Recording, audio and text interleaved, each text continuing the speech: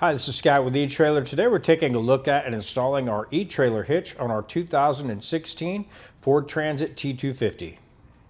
Our Etrailer hitch we have on our T250 today is a really nice hitch for this one. I like how this one is tucked back behind our bumper a little bit. So if you do a lot of work behind your van, you're not going to be bumping into this with your shins all the time, but it's there when you need it.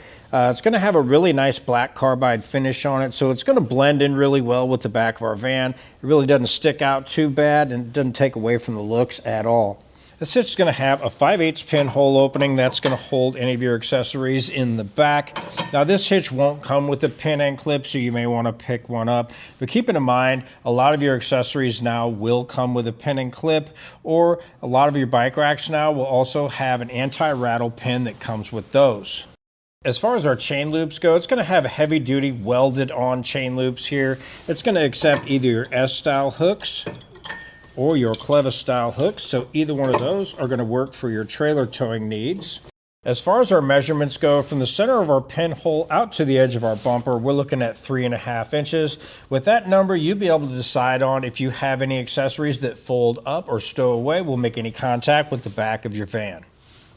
Now from the inside upper edge of our receiver to the ground, we do have our van on a lift today, so we did the math, and with that number will be from the inside to the ground will be 14 inches. With that, you'll be able to decide on what size of ball drop you may need for your trailer, or you can figure out if you need any rise at the shank of either your bike racks or your cargo carriers.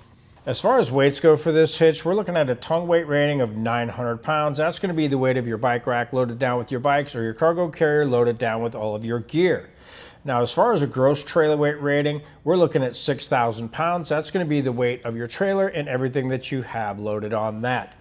Now, keep in mind the numbers will stay the same for the tongue weight rating when we go to weight distribution. That's going to remain at 900 pounds, but it will bump up your gross trailer weight to 8,000 pounds. Now, if you have any questions or comments about this hitch for your transit van, you can always leave a question or comment down below in the comment section, or you can get a hold of one of our experts here at Etrailer. They'd be glad to help you out.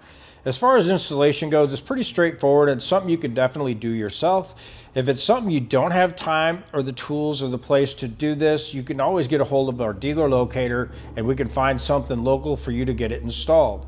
If it's something you feel like tackling yourself, stick around, watch our video, and we'll help you get it installed. To start our installation, we already have our spare tire out of the way. It's going to give us a little more room under here, and it's also going to help you guys see it a little better. We're going to be using these two holes right here and this one back here as well. Now these two are going to have self-tapping bolts ran into those. So to make it a little bit easier, I'm going to be using an M12 tap by 1.75. And what I want to do is just get my tap started straight in as I can and just slowly start running that in. It's going to make it a whole lot easier for me to get my self-tapping bolts to go into my frame. Now, if you don't have a tap, you can use the bolts that come in your kit. Those are going to be a self-tapping variety, so those will work for you as well. In the hardware in our kit, we're going to have what is called a fish wire. It's going to have a coiled end on it, and we're going to have our carriage bolt that comes with it and a spacer block. So what we want to do with this is we're going to have this rear hole on our frame. We want to run our coiled end in. We're going to run that throughout the back of the frame here. Now with that, we'll have our coiled end. We're going to put our spacer block on, followed by our carriage bolt. And with our carriage bolt, we just want to thread that on.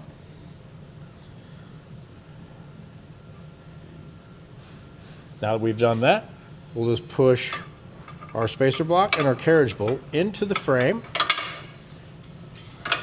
Now we'll pull that down through our hole and we'll leave our fish wire on because we'll use that to guide into our hitch. Now with an extra set of hands, Matt's going to help me lift our hitch into position. We want to take our fish wire and we're going to run it through the rear hole on our hitch. And we're going to lift it up into position. Pull our hardware through. Now we just want to get a bolt started.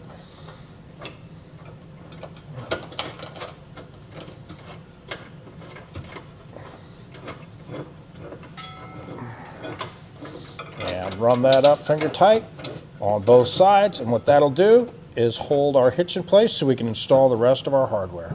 For our rear bolt, all we want to do is just pull off our fish wire. Make sure we don't push our bolt up into the frame.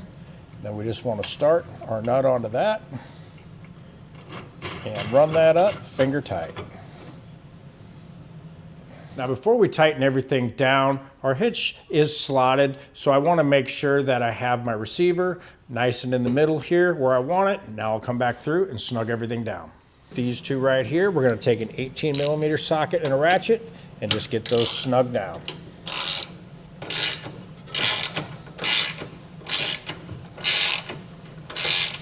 Now for this back one, this is going to be a different size. This one's going to be a 19mm. Let's go ahead and get that snug down.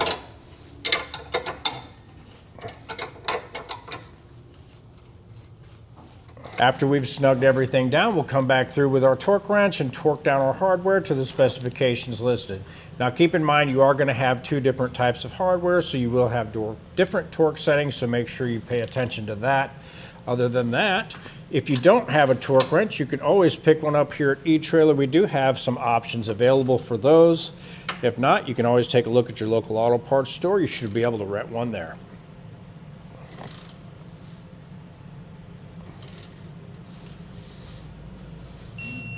For this back one back here, we are going to have our exhaust in the way. So one thing you can do is you can either drop your exhaust down and get that out of the way so you can get your torque wrench in here, or you can use this dog bone type wrench to get in there. That way you can get your torque wrench in there without having to take your exhaust down. With everything torqued down, now we'll go ahead and get our spare tire put back in place, and that'll do it for our installation of our Etrailer hitch on our 2016 Ford Transit T250. I'm Scott with Etrailer, and thanks for watching.